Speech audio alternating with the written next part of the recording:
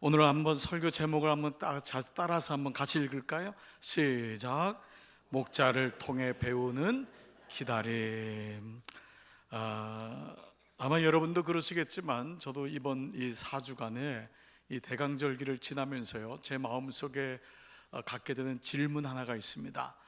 그것은 과연 어떤 사람이 예수님을 맞이할 수 있을까? 만약 예수님이 다시 오신다면 어떤 마음을 가진 사람이 예수님을 만날 수 있을까라는 것입니다.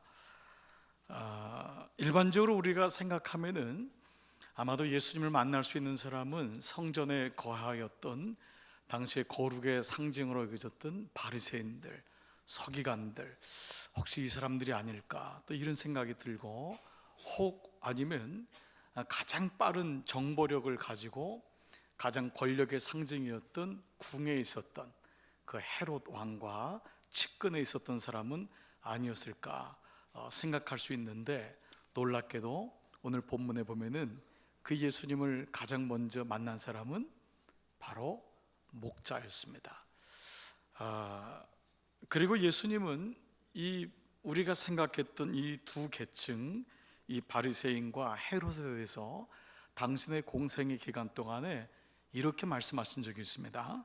마가복음 8장 15절, 예수께서 경계하여 가라사대 삼가 바리새인들의 누룩과 헤롯의 누룩을 주의해라 하신대. 자, 이 영어로 표현된 게요, Be careful, Jesus warned. 예수님이 경계했어요. 그리고 심지어는 watch out, 잘 봐라. 그 사람들은 진짜가 아니다. 그래서 그 누룩이란 말은 영향력이잖아요. 이게 퍼질까 두렵다라고 얘기를 할 정도였습니다. 실제로 예수님은 바리새인들이나 헤롯의 왕과 측근들이 거하는 성전이나 궁전에 오시지 않으셨습니다. 이미 이사야와 미가의 예언처럼 떡집이라고 하는 작은 곳 예루살렘의 한 마구에 오셨습니다. 그리고 예수님을 맞이했던 사람은 그렇게 거룩했던 사람도 아니고 능력이 있었던 사람들이 아닌 바로 목자들을 통해 오셨습니다. 자, 그 장면이 오늘 누가복음 2장 우리 7절 8절에 나와 있습니다. 같이 한번 이 말씀을 같이 읽겠습니다. 시작. 맏아들을 낳아 강보로 싸서 구유에 누웠으니 이는 사관에 있을 곳이 없음이로라. 그 지경에 목자들이 밖에서 밤에 자기 양떼를 지키더니. 자, 이 두 말씀이 연결되어 있는데, 하나는 예수님이 마구에서 태어나시는 그 장면과 동시에 그 지경에, 그러니까 이 말은 어떤 시간적인 의미와 지리적인 의미가 같이 있는 것입니다. 그러니까 이미 마리아와 시므온과 안나를 통해서 예수님이 오실 걸 얘기했지만은 그때에 같이 있었던 사람이 누구냐? 바로 목자라는 것입니다. 그 목자들이 밖에서 밤에 자기 양떼를 지키더니. 자, 그러면 이렇게 예수님을 가장 만난 목자들은 어떤 사람이었을까를 한번 생각해 보는 것입니다. 자, 여러분, 혹간에는 이 목자를 좀 목동으로 생각하시면서 굉장히 낭만적인 생각을 하는 분이 있습니다. 우리 청년 중에 자기는 대관령에서 양치는 목자랑 결혼하고 싶다고. 여러분, 그렇지 않습니다. 이거 하루만 가도 너무 어렵습니다.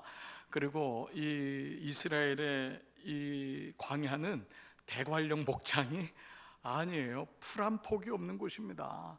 얼마나 힘든지 몰라요. 목자들의 삶이 어떠냐면 1년에 365일 중 집에서 자는 날이 한 날도 없습니다. 양과 염소가 바깥에 있기 때문에 집에서 잘 수가 없어요. 이 사람들은 안락한 가정생활, 일반적인 보편적인 가정생활은 포기해야 됩니다. 기가 막히지 않아요? 여러분, 남편이 1년 365일 동안 집에 한 번도 못 들어오는 직업이 이 직업입니다. 짐승하고 어울려 있기 때문에 늘 옷에는 짐승들의 냄새, 똥냄새가 배어 있습니다. 더욱이 이 사람들은 자기 양이 아니에요. 남의 양이나 염소들을 돌봐주는 사람이기 때문에 일단 가난했고요, 사회적인 평판이 대단히 낮았습니다.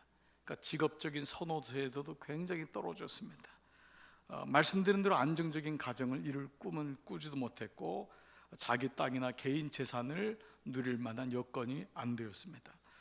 주변 사람들에게는 양치기 목자는 신뢰를 받을 만한 사람이 아니었습니다. 굉장히 비루한 인생을 살았습니다. 목자들의 가장 안타까운 현실은 자신의 미래나 어떤 꿈을 위해서 무엇을 준비할 수 있는 사람이 아니었다는 것입니다. 자, 그래서 그들의 모습을 두 가지로 대변한다면, 첫 번째 뭐냐 하면 이들은 소외된 사람들이었습니다. 그들은 사회적으로 계층적으로 소외됐습니다. 당시에 가장 만연한 욕이 뭐냐 하면 양 같은 놈이었습니다. 그런데 그 양 같은 양을 치는 사람이 목자니 이 사람은 얼마나 사람들로부터 어려움을 당했겠습니까? 당시 유대인들이 멸시하던, 그야말로 오늘날로 말하면 직업촌에서 부모들이 절대 가지 말게 했던 게 첫 번째 직업 여성 창기. 이 사람들은 물론 가난 때문에 간 사람입니다. 두 번째는 세리장애, 세리. 나라의 민족의 피를 빨아먹어서는 안 된다, 세리. 세 번째는 뭐냐면 바로 목자였습니다. 근데 목자가 어려운 건 할아버지가 목자면 아버지도 목자입니다. 아버지가 목자면 자식도 목자였습니다. 그러니 얼마나 어려웠겠어요? 그런데 말입니다. 여러분들이 오늘 우리가 이 대강절 셋째 주를 맞이하면서 정말 놀라운 은혜는 뭐냐 하면 이 연약하고 비루한 인생들에게 하나님이 당신의 모습을 제일 먼저 보여주셨다는 거예요. 이게 우리에겐 충격이고, 어찌 보면 여러분 말씀 안에서 그럴 수 있지라고 하지만 이것 자체가 충격인 것입니다. 먹고 사는 것에 하루하루 풀칠하느라고 어떤 앞을 내다볼 수 없는 이들 말이에요. 이들에게 사회적으로 어떤 사람을 내세울 수 없는 이 사람, 당신 뭐 하냐고 하면 나 양치는데요, 이 얘기를 할 수 없는 이 사람들에게 당신은 당신의 모습을 제일 처음 보여주셨어요. 그리고 무엇보다도 하나님은 그들을 당신의 경륜, 구원의 경륜에서 배제하지 않으셨어요. 가장 먼저 당신을 예배할 수 있도록 도우셨어요. 이것이 첫 번째 소외된 자들이었습니다. 두 번째 목자는 어떤 사람이었을까요? 이 사람들은 버려진 자들이었습니다. 잊혀진 사람들. 무엇보다 그들이 살았던 장소는 담이 있었던 집이 아니에요. 담만 있어도 바람을 막잖아요. 집이 아니라 광야였습니다. 광야는 사람들이 살지 않는 곳입니다. 그래서 그들은 형벌을 가할 때 광야로 내쫓았지요. 빈들이었습니다. 광야는 사람들이 꺼리는 장소이고 나가지 않는 곳입니다. 그래서 광야를 보통 가리켜서 잊혀진 장소라고 합니다. 그래서 잊혀진 장소에 사는 사람을 가리켜서 잊혀진 사람들이라고 합니다. 버려진 장소. 사회과학자들의 연구에 따르면 사람이 아무도 없는 무인도에서 사람이 죽을 때 그 사람의 죽음의 원인은 배고픔이 아니라 잊혀짐 때문이다 라는 말이 있습니다. 이것은 오늘날 의식주가 이미 해결된 선진 국가들이 가지고 있는 공통적인 문제인 고독사를 보면 알 수 있습니다. 이렇게 잘 사는데 사람이 고독해서 죽어가는 것입니다. 아무도 찾아오지 않습니다. 자식들도 찾아오지 않습니다. 우리나라도 예외가 아니죠. 고령화가 되면서 이 문제는 점점 심각해질 것입니다. 그러나 고독의 문제는 노인들만의 문제는 결코 아닙니다. 근간의 청소년들 가운데 가장 큰 문제가 되는 게 왕따 문화입니다. 이 왕따 문화는 일본의 가장 쓰레기 같은 문화였던 이지메 문화에서 온 것입니다. 이지메 문화가 뭐냐 하면 관심을 갖지 않는다라는 것입니다. 최소한 관심이라도 가지면 아이들은 희망이 있는데 자기들끼리도 이 아이에게 관심을 갖지 않습니다. 그래서 우리가 사랑의 반대말은 미움이 아니라 무관심이란 말이 있습니다. 사람들은 잊혀지는 것에 대한 본색적인 본연적인 두려움이 있습니다. 아담이 하나님을 떠났을 때 가장 두려워했던 건 뭘까요? 하나님 마음에서 잊혀지는 것입니다. 예수님 당시에 그래서 이 아무도 없는 양과 염소, 짐승을 치는 목자들을 가장 비루하고도 가장 부끄러운 직종으로 생각했던 이유가 바로 그들은 잊혀진 사람이었기 때문이었습니다. 그런데 예수님이 생각하시는 광야, 예수님이 생각하시는 하나님이 생각하시는 이 빈들은 그렇게 우리가 생각하는 잊혀진 장소, 그런 개념이 아니라는 것을 알 수 있습니다. 신명기 8장 2절 보면은 내 하나님 여호와께서 이 40년 동안 내게 광야길을 걷게 하신 것을 기억하라. 이는 너를 낮추시며 너를 시험하사 내 마음이 어떠한지, 그 명령을 지키는지 지키지 않는지를 알려 하심이라. 하나님이 이스라엘 백성에게 광야를 주신 이유는 이 백성이 정말 나의 백성인지, 이 백성을 시험코자 하고 너를 낮춰서 마침내 높이기 위함이라는 것입니다. 이는 역으로 말하면은 소외됨과 잊혀지는 것을 견딜 수 없어 했던 바리새인과 헤롯 왕에게는 예수님은 오지 않으셨던 것입니다. 사실 우리도 소외당하는 것을 견디기 어려워합니다. 나를 인정하지 못하는 것을 참지 못합니다. 대부분 소리가 큰 사람들의 이유는 뭐냐 하면 내가 잊혀지는 것에 대한 불안입니다. 왜 마음속에 화가 나냐 하면 나를 인정하지 않는 것입니다. 내가 이만큼 여기까지 이만큼 배웠는데, 이만큼 믿음 생활했는데, 이만큼 아는데 하나님이 아는 것으로는 부족한 것입니다. 목사가 알아야 되고 사람들이 알아야 된다고 생각합니다. 모두가 잊혀지는 것에는 두려움을 갖고 있어요. 목사도 예외가 아닙니다. 제가 아는 목사님 한 분이 안식년을 갖게 됐습니다. 몸이 좀 힘들고 이제 쉼을 가져야 되겠다 생각해서 교회 허락을 받고 안식년 가졌는데, 늘 궁금하잖아요. 그러니까 예배 끝나고 월요일 날이면 이제 선임 부목사님한테 이제 전화가 오는 것입니다. 그러면 그래, 예배는 어땠어?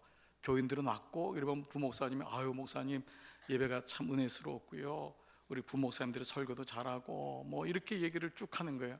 그래? 별일 없고? 예, 별일 없습니다. 그 만족이 안 되니까 이제 장로님 한 분한테 연락을 드렸습니다. 장로님, 주일날 괜찮으세요? 별일 없었어요? 했더니 목사님, 우리 교인들이 목사님 안 계신데도 얼마나 잘 모이는지 모릅니다. 그러니까 이 목사님이 그래도 혹시 교인들 줄지 않았나요? 그때 목사님 하나도 안 줄었어요. 그래서 헌금이 그래도 목사가 없는데 좀 떨어지지 너무 감사하게 헌금도요 떨어지지 않았어요. 근데 목사님이 이 얘기를 듣는데 이상하게 마음에 섭섭함이 오는 거예요. 싸한 거예요. 이것 봐라, 내가 없는데도 이렇게 잘 돼? 부목사님도 장로님들도 물론 목사님을 염려해줘서 그렇게 하지만, 그리고 마지막 말에 한마디로 한 게 목사님 걱정하지 말고 푹 쉬었다 오세요. 이 말은 아예 오지 말라는 그런 느낌처럼 들린 거예요. 그래서 이 목사님이 안식년을 채우지 못하고 돌아왔대요. 돌아와서 보니까 정말 교회에는 아무 문제가 없었어요. 그런데 그때 하나님이 이 목사님에게 주신 회개의 마음이 있었어요. 너는 나보다 교회를 더 사랑하는구나. 너는 나보다 교인들을 더 사랑하는구나. 우리는 무슨 말인지 알잖아요. 이 목사님이 교회에 대한 염려가 왜 없겠고 교인에 대한 마음이 없겠어요. 그런데 이 마음에는 뭐냐 하면 내가 아니면 안 되는, 내가 잊혀지는 것에 대한 두려움이 있었던 거예요. 언제 주님이 가장 깊게 묵상될까요? 여러분 인생을 한번 돌아보세요. 사실은 소외되고 잊혀졌을 때. 그런데 주님이 가장 가까이 계세요. 병상에서 한두 번은 찾아오지만 시간 지나면 찾아오지 않습니다. 3년 어려우면 효자 없다고 하는 말이 있습니다. 가난해지면 사람들은 찾아오지 않을 때가 있습니다. 그런데 사실 그 시간이 주님을 가장 만나는 시간이었습니다. 이 말씀 묵상하다가 다윗이 생각났어요. 사무엘상에 보면은 사무엘이 하나님의 사람, 왕으로 뽑을 사람을 기름 부어라 하나님 명령을 듣고 이새의 집을 갑니다. 너무 잘난 아들들이 많은 거예요.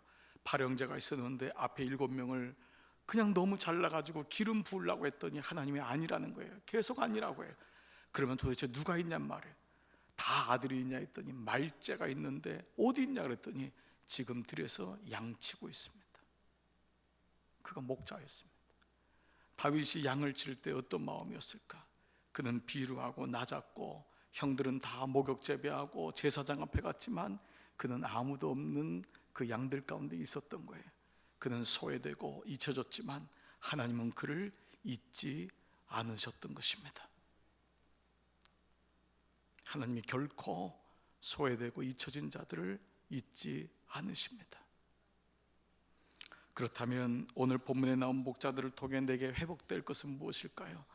하나님이 목자들을 통해 내게 말씀하시는 건 뭘까요? 그것은 첫 번째로 우리가 경건의 모양에서 경건의 능력으로 회복되기를 원하십니다. 우리가 무늬만 예수 믿는 사람이 되기를 원하지 않습니다. 오늘 본문의 목자들이 밤에 밖에서 자기 양떼를 지키더니, 이 말씀이 유진 피터슨의 메시지에 보니까요, 누가 보든 말든 그것이 언제든지 그들은 자기의 자리에서 자신의 일에 집중하였다. 누가 보든지 말든지 그것이 언제든지 그들은 자기의 자리에서 자신의 일에 집중하였다. 바로 이것이 영성이라는 거예요. 이게 영성이에요. 우리는 겉모습에 많은 관심을 갖고 있습니다. 그래서 많은 에너지를 뺏기고 있습니다. 사람들이 나를 어떻게 볼까? 그래서 우리는 척할 때가 많습니다. 거룩한 척, 예배하는 척, 헌신하는 척, 있는 척, 우리는 가진 척, 배운 척. 예수님이 경계했던 바리새인과 헤롯 왕의 공통점이 있습니다. 이 사람은 늘 다른 사람의 기준에 의해서 살았던 사람이고, 다른 사람에게 보이려고 에너지를 뺏겼던 사람들입니다. 그래서 예수님이 이들을 향해서 뭐라고 말씀하셨냐면, 마가복음 23장 27절에서 화 있을진저, 외식하는 서기관들과 바리새인들이요, 회칠한 무덤 같으니 겉으로는 아름답게 보이나 그 안에는 죽은 사람의 뼈와 모든 더러운 것이 가득하도다. 이와 같이 너희도 겉으로는 사람들에게 옳게 보이되 안으로는 외식과 불법이 가득하도다. 겉으로는 다 맞는 말만 해요. 겉으로는 내가 하는 말이 옳은 것 같지만 사실 그 안에는 외식이 있고 불법이 가득하다는 것입니다. 이것이 우리의 모습이에요. 그래서 경건의 모양에서 경건의 능력으로 회복되는 것은 저와 여러분의 이 땅에 남아있는 동안의 숙제인 것입니다. 주여, 내가 모양만 능력이 아니라 내 안에도 능력으로 가득 채우게 하옵소서. 오늘 목자들을 보면은 놀라운 일이 있습니다. 이 사람들은 천사의 음성을 들었는데 머뭇거리지 않습니다. 그리고 다윗의 동네인 베들레헴으로 지체하지 않고 달려갑니다. 그 장면을 15절 16절에 이렇게 말씀하고 있어요. 같이 한번 읽겠습니다. 시작.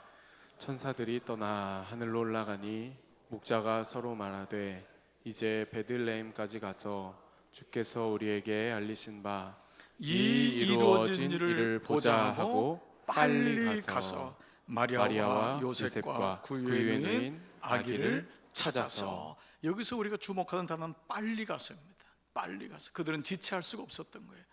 여러분, 언제 빨리 갔었죠? 좋은 소식이 있을 때입니다. 좋은 소식이 있을 때. 제가 아는 집사님 한 분이 군대에서 전사한 사병들의 소식을 알리는 보직을 가지고 있었습니다. 너무 가기가 힘들 때 그 현관에 도착해서도 걸음이 떨어지지 않는 것입니다. 배를 누를 수가 없는 것입니다. 세상의 소식은 우리에게 실패의 소식, 죽음의 소식은 빨리 전할 수가 없습니다. 그런데 이 지금 목자들이 가졌던 소식은 좋은 소식이었던 것입니다.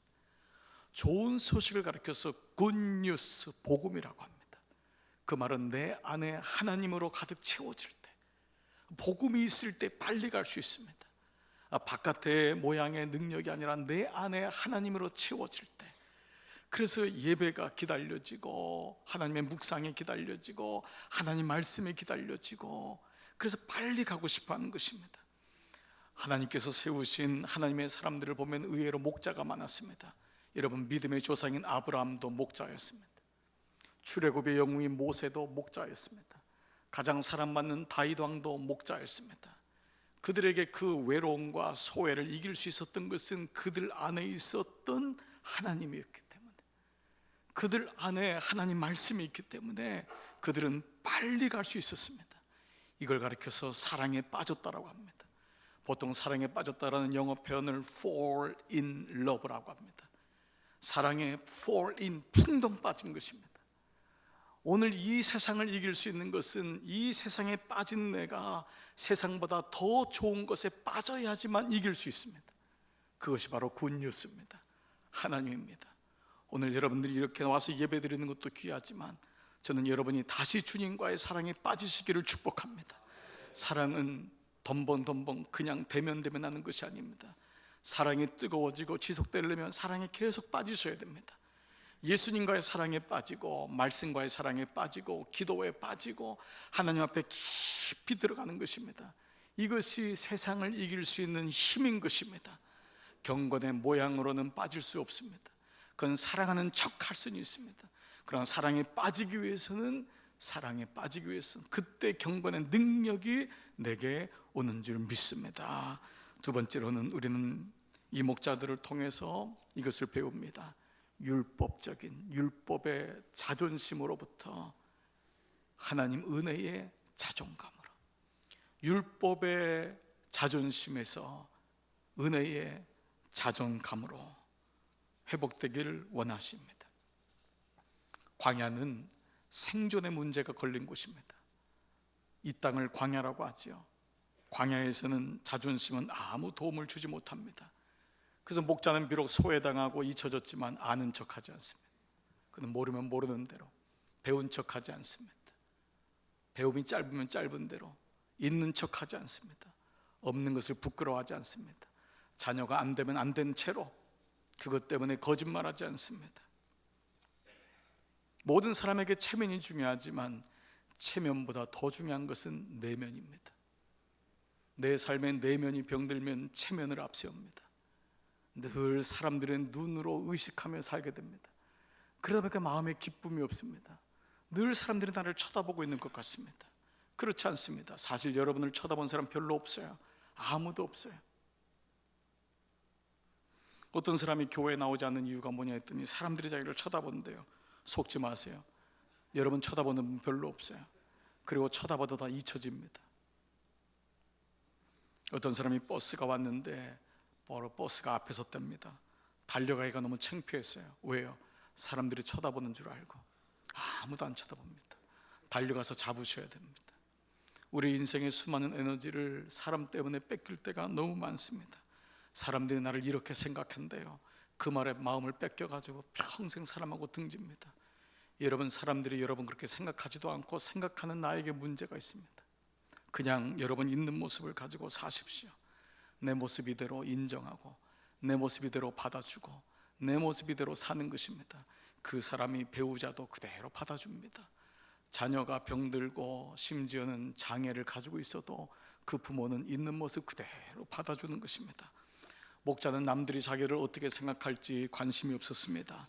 그래서 한밤중에도 자기에게 맡기신 양떼를 그렇게 성실하게 지킬 수 있었던 것입니다. 내면보다 체면이 더 커지면 우리 안에 두 가지의 붕괴 현상이 일어납니다. 첫 번째는 평생 상처라는 감옥 안에서 살게 됩니다. 상처는 어렸을 적에 나에게 좋지 않았던 경험과 기억이 나이가 들어서도 해결되지 않은 채로 골마 있는 것을 상처라고 합니다. 이 상처에 두 가지 열매가 있습니다. 끊임없는 보채과 끊임없는 비교의식입니다. 마음에 만족감이 없는 것입니다. 늘 누구하고 비교합니다.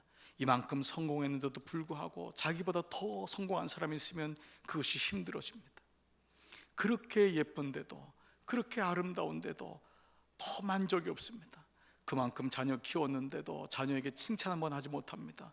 너 더 잘할 수 있다고 자꾸 아이를 세웁니다. 아빠, 어디까지 잘해야 돼요? 어디까지? 오늘 우리 인생의 참 만족은 상처가 해결되지 않으면 해결되지 않습니다. 그래서 오늘 나의 삶의 율법의 자존심을 내려놓을 때 우리는 비로소 은혜의 자존감으로 채워지게 됩니다. 그리고 내면보다 체면이 더 커지면 결국 우리의 삶의 두 번째 붕괴 현상은 평생 내 힘에 의지하게 됩니다. 고아는 자기 힘으로 살지만 부모가 있는 자녀는 어려운 일이 있으면 부모에게 상담합니다. 도움을 받습니다. 우리가 예수님을 영접할 때 하나님의 아들이 되었다, 자녀가 되었다는 건 내게 아버지가 생겼다는 것입니다. 그래서 그 아버지의 힘으로 사는 것입니다. 적지 않은 그리스도인들이 자수성가의 인생을 살았다고 얘기합니다. 가장 불쌍한 인생입니다. 예수 안에서는 신수성가가 있는 것입니다. 하나님의 손이 나를 돕는 것이지 내 힘이 나를 돕는 것이 아닙니다.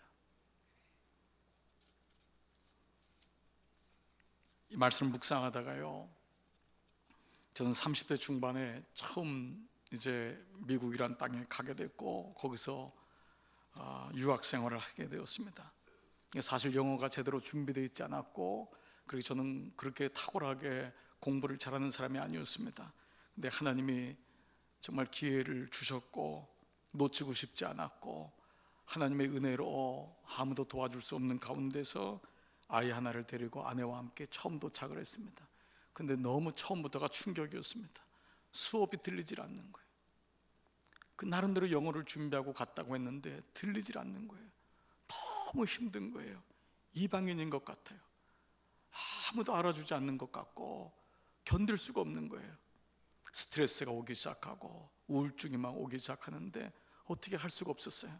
그때 저에게 세 가지의 경우수가 드러났어요. 첫 번째는 교수와 학교를 욕하고 이 학교 수준이 안 맞아서 나는 이 학교 다니지 않는다. 이게 사실은 본때 있는 거예요. 사람들에게 내 체면도 세우고 그 학교 수준이 안 맞아. 교수가 나하고 안 맞는 것 같아. 이 학교에서는 배울 게 없어. 근데 그 첫 번째 것은 아니었어요. 아무리 생각해도. 두 번째는 컨닝하면서 페이퍼 베끼면서 거기서 어떻게든지 막 그냥 비참하게 견디면서 졸업할 때까지 가는 거였어요. 이 두 번째도 하루 이틀이면 되지만 6년이라는 시간을 이렇게 보낼 수는 없잖아요. 너무 힘들었어요. 세 번째 방법은 결국 교수에게 찾아가서 비는 거였어요. 그래서 교수님을 찾아갔습니다. 교수님을 찾아가서 말씀을 드렸어요. 교수님, 저는 한국에서 온 이런 사람인데 하나도 안 들립니다. 영어가 하나도 안 들려요. 근데 내가 교수님이 성시험을 봤는데 D가 나왔습니다. D는 여러분 F에 가장 가까운 게 D입니다, 여러분. 그러니까 교수가 떨어뜨리려다가 유학생 왔으니까 저 불쌍한 저 한국에서 온 학생인데 붙여준 거예요. 이성적으로는 제가 졸업할 수도 없고 어떻게 할 수가 없습니다. 그래서 교수님께 도움을 구했습니다. 마음이 간절해지니까요, 자존심이고 목사고 이런 거 소용없더라고요.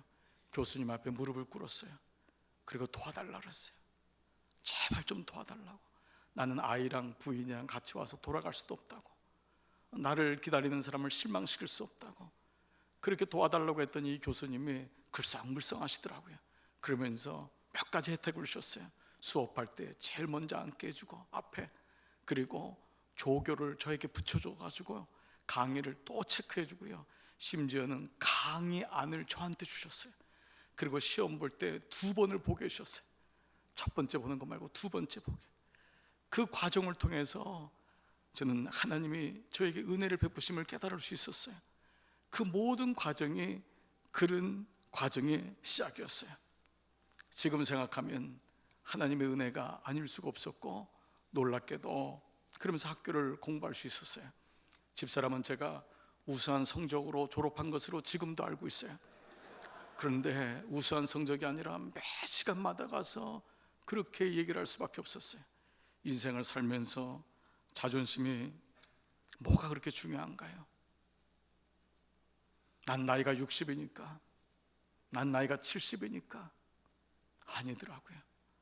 하나님 앞에 불쌍히 여김을 받는 인생이 복된 인생인데, 우리는 그 한량한 자존심 때문에 수많은 기회들을 놓치고 하나님 앞에 나가지 못할 때가 많이 있습니다. 영적으로도 마찬가지입니다. 예수 믿는 것, 나의 자존심을 다 내려놔야 됩니다. 사람들이 어떻대, 누가 어떻대, 여기에 붙잡혀서 사는 인생은 참으로 안타까운 인생입니다. 하나님만 바라보십시오. 하나님 안에서 여러분의 자존심 다 내려놓고 밟으면 밟히십시오. 그런데 하나님이 그를 세우세요. 목자들은 진정한 기다림이 무엇인지를 아는 사람이었습니다. 빈들에서의 기다림을 통해 그들은 하나님을 만날 수 있었습니다. 그래서 자기의 삶의 자리에서 불평하지 않고 주님의 오심을 맞이할 수 있었어요. 그리고 그는 평생 상처의 감옥에 살지 않았어요. 때로 소외된 것 같고 때로 잊혀진 것 같지만 하나님이 나를 기억하면 된다, 이 마음을 가지고 살았던 거예요. 진짜 거룩의 영성이 무엇인지를 알게 된 거예요. 거룩의 모양, 무늬만 예수 믿는 사람이 아니라 무늬만 목사요, 무늬만 장로요, 무늬만 권사요, 무늬만 집사요, 무늬만 3대째 예수 믿는 집이 아니라 그 안에 진정한 하나님의 사랑이 있었던 것입니다. 이사야 30장 18절 보면은 그러나 여호와께서 기다리시다니, 여호와께서 너를 기다리시다니 이는 너에게 은혜를 베풀려 하시며 그가 일어나시려니 이는 너를 불쌍히 여기려 하심이라. 대저 여호와는 공의의 하나님이시라. 그를 기다리는 자마다 복이 있도다. 오늘 이 하나님의 놀라운 은총이 여러분 삶 가운데 절대 주님 포기하지 마시고, 주님이면 족합니다, 이 마음 가지고 나는 때로 목자같이 힘들지라도 오늘 주님 주시는 놀라운 은혜가 이번 한 주간 여러분의 삶에 넉넉히 임하여 체면보다 더 귀한 건 내면입니다. 나의 안에 주님이 주시는 놀라운 기쁨과 평강이 충만하기를 주의 이름으로 축복합니다. 이 시간 우리 같이 여러분 다 자리에서 한번 일어나셔서 같이 찬양 고백하겠습니다. 나의 영혼이 잠잠히 내가 하나님만 바라봅니다. 같이 우리의 기도의 제목 가지고 주 앞에 나가십시다.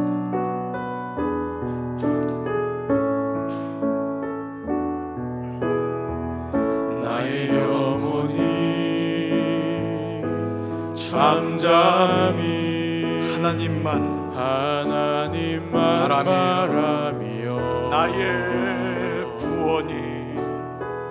나의 구원이 그에게서 나는 나의 영혼아 잠잠히 나의 영혼아 잠잠히 하나님만 바라라. 나의 소망이 저에게서 나의 소망이 저에게서 나는 도다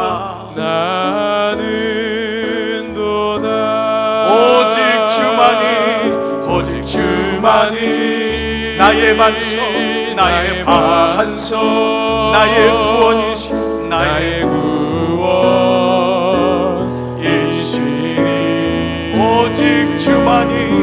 오직 주만이 아멘. 나의 산소 내가 여동치 아니하리. 오직 주만이 나의 반석 나의 구원이시니 오직 주만이 아멘. 나의 산소 내가 여동치 아니하리. 나의 구원 나의 영광 나의 구원 나의 영광 하나님께 있으니 내 힘의 반석과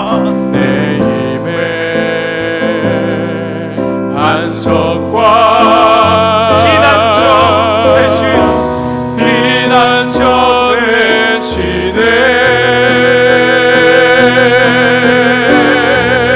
오직 주만이 아멘. 나의 반석 나의 구원이시니 오직 주만이 아멘. 나의 산소 내가 여동치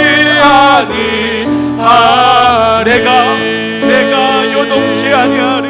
내가 요동치 아니하리. 말씀 붙잡고 우리 함께 고백하며 기도하며 나가겠습니다. 자비로우신 아버지 감사합니다. 내 안에 목자의 마음을 주시고 내가 때로는 비굴하고 비루하고 내 삶이 소외되는 것 같고 내 삶이 외로운 것 같고 남들이 알아주지 않는 것 같지만 아닙니다. 주님 나를 아시고 주님 내가 주님 안에 있사오니 주여 내 안에 목자의 마음을 주셔서 버려진 것 같고 잊혀진 것 같지만 하나님 내가 너를 기억하고 있고 내가 너의 이름을 내 손에 새겼노라. 너는 내 것이니라. 내가 내 이름을 내 마음에 새겼노니 너는 나의 것이니라. 아버지 그는 결코 우리를 잊지도 아니하시며 잃어버리지도 아니하시며 우리를 손바닥에 새겼다고 말씀하고 있습니다.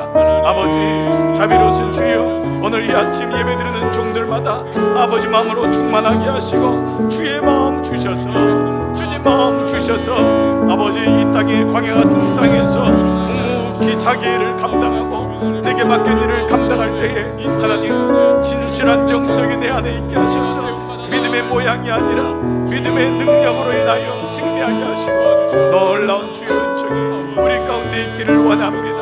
아버지 도와주세요. 내 안에 해결되지 않은 문제들 아버지 목자는 부끄러워하지 않습니다. 목자는 그런 척하지 않습니다. 아버지 나의 내면을 속이지 아니하고 주 앞에 나갑니다. 있는 척 괜찮은 척 건강한 척 행복한 척 하였던 내 삶에 하나님이 들어오니 진짜 행복을 알게 되고 하나님이 들어오니 체면 가지고 믿음 생활하지 아니하고 하나님만 바라보게 됩니다. 아버지 우리 안에 있는 아버지의 마음을 가지고 끝까지 승리하게 하시고 율법의 자존심이 무너지고 은혜의 자존감이 세워져 주님 앞에 나가는 귀한 종들로 붙잡아 주시옵소서. 주님 감사합니다. 주님 사랑하는 종들을 만져주시고 한 분 한 분 안수하시고 신이 목자들의 삶을 어루만져 주시기를 원하고 기도합니다. 아버지 아버지 아버지 주님 주님 주님 주님 주님 주님 감사합니다. 주님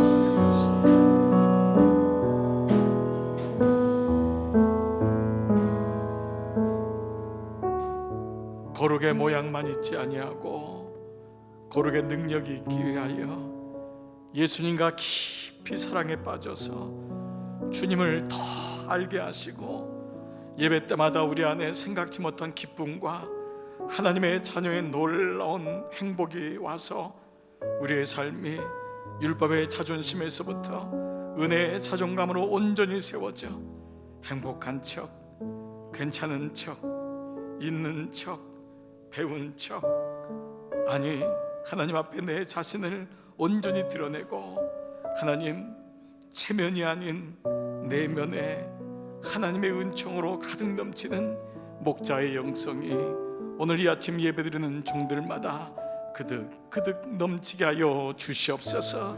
사람들의 눈치와 이목 때문에 우리가 얼마나 많은 에너지를 뺏기고 하나님 앞에 더 가까이 가지 못하고 늘 소음과 사람들 얘기하는 것에 둘러싸여 살 때가 많이 있었습니까? 하나님 이제는 거기에 붙잡히는 인생 되지 말게 하시고 하늘로부터 들려오는 하늘의 소리를 듣게 하시고 하늘에서는 영광이요 땅에서는 평화로다 천사의 음성 성령님의 음성을 듣고 그 음성과 더불어 가는 믿음의 종들로 인도하여 주시옵소서. 이번 한 주간도 믿음으로 승리하는 종들 위에 성령께서 꼭 붙잡아 주시기를 원하오며 이제 이들을 세상으로 파송합니다. 하나님 꼭 붙잡아 주시옵소서. 이제는 성부와 성자와 성령의 은총이 머리 숙이 모든 종들 위에 이제로부터 영원토록 함께 하시기를 간절히 축원하옵나이다. 아멘.